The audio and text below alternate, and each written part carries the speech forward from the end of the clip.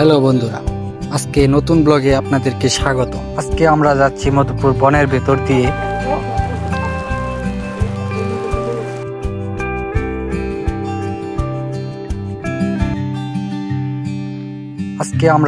মধুপুর বনের ভেতর দিয়ে একটা সরু রাস্তা দিয়ে।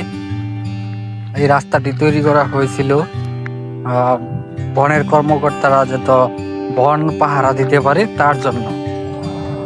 তো বন্ধুরা সাথেই থাকুন, দেখি আসলে বনের ভিতরের পরিবেশটা কেমন।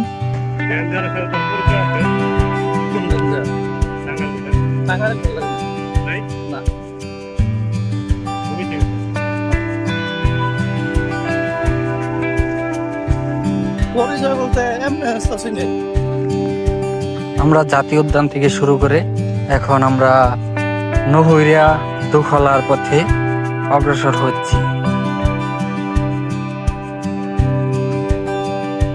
আজকে আপনাদের দেখাবো মধুপুর গড় অর্থাৎ বনাঞ্চলের ভিতরের অবস্থা কেমন। তো আমরা একটি মোটরসাইকেল নিয়ে যাচ্ছি, তবে বনের ভেতর দিয়ে যাওয়াটা আসলেই ভয়ের ব্যাপার। হতে পারে বাঘ বা বন্যপ্রাণীদের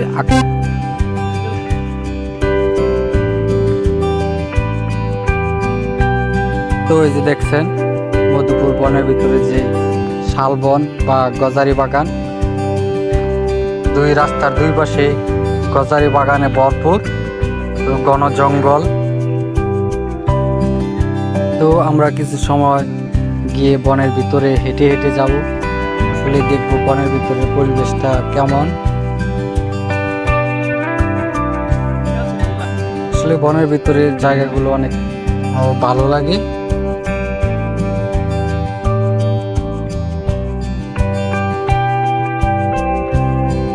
মাঝে মাঝে রাস্তা ভাঙা, বনের ভিতরে বেশ কয়েকটি রাস্তা রয়েছে যেখান দিয়ে অল্প কিছু মানুষ চলাফেরা করে।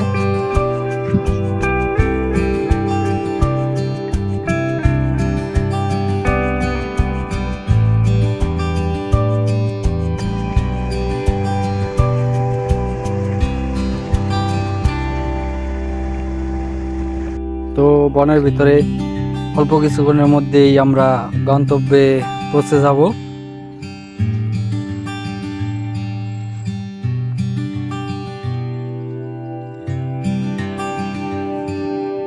এই যে দেখুন বন্ধুরা, বনের ভিতরে এখন আমরা পায়ে হেঁটে যাব। পায়ে হেঁটে বনটা ঘুরে দেখব। এই বনের ভিতরে যে সরু রাস্তা রয়েছে সেই রাস্তা দিয়ে ঘুরে ঘুরে দেখব আসলে কি কি দেখা যায়, কোনো জীবজন্তু দেখা যায় কিনা বা হরিণ দেখা যায় কিনা। তবে এই বনের ভিতরে প্রচুর হরিণ রয়েছে, সচরাচর চোখের সামনে পড়ে না।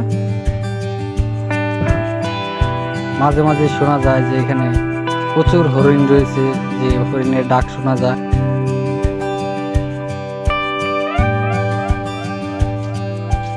দেখুন বনের ভিতরেও কিন্তু আমাদের গ্রাম অঞ্চলের যে গাছগুলা থাকে সেই গাছগুলাও কিন্তু এখানে রয়েছে। এগুলো আসলেই বন অধিদপ্তর থেকে রোপণ করা হয়।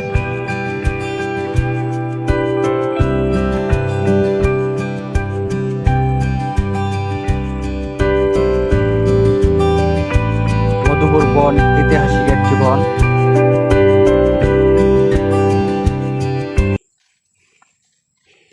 এখানে অনেক পর্যটক আসে ঘুরতে।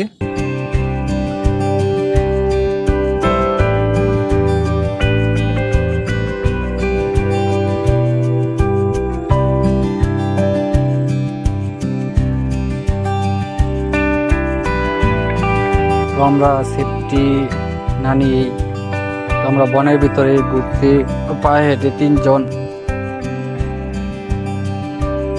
তো সামনে দেখা যাক কিছু ভালো কিছু, আশা করি যে ভালো কিছু দেখা যাবে, সুন্দর দৃশ্য বা প্রকৃতিক দৃশ্য মনমুগ্ধকর।